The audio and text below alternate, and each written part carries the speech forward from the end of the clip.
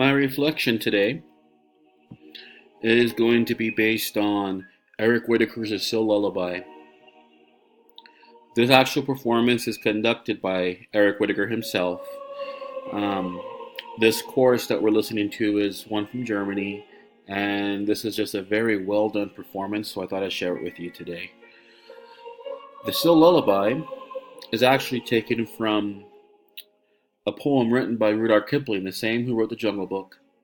The poem itself is entitled The Still Lullaby. A quick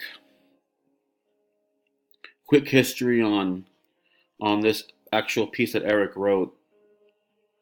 He was approached by a movie studio, DreamWorks, and they had asked him if he wouldn't mind composing a song for a movie that they were thinking about doing about the White Seal, which was based upon Rudyard Kipling's story.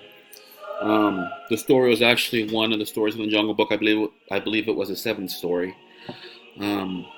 So he wasn't sure what he wanted to write, so he was just fiddling around, and one night he came up with this idea. He came up with a melody. He had his wife play it on the piano while he sang it, and when he was finished, he dropped it in an envelope, went by the music studio, and dropped it off.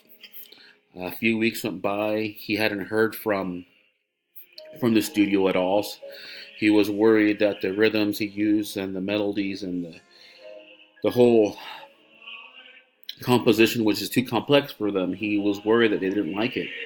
So he ended up calling up one of the executives of the studio, and they just told him that they decided to go in a different direction, that instead of making that particular movie, they decided to make the movie Kung Fu Panda. So from there, Eric Whitacre just ended up using this song as a lullaby for his own son. And then after a while went by, he was commissioned by the town singers from Los Angeles to commission this song, and that's when the choral arrangement of this piece came about.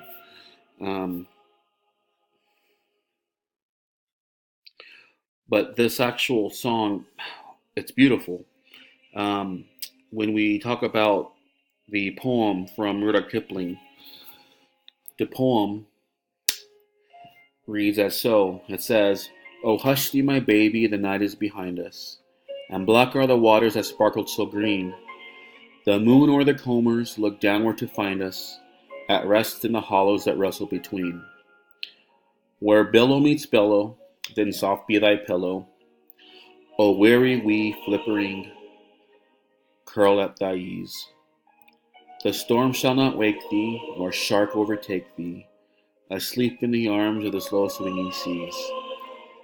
It's a gorgeous poem, and in my opinion, Eric Whitacre did a fantastic job putting music to these words. To me, it just says, in my own mind, that regardless of the turmoil that our life brings sometimes, regardless of the hard times, that in the end, everything's going to be okay. And I feel that he does just such a fantastic job portraying that with this piece of music.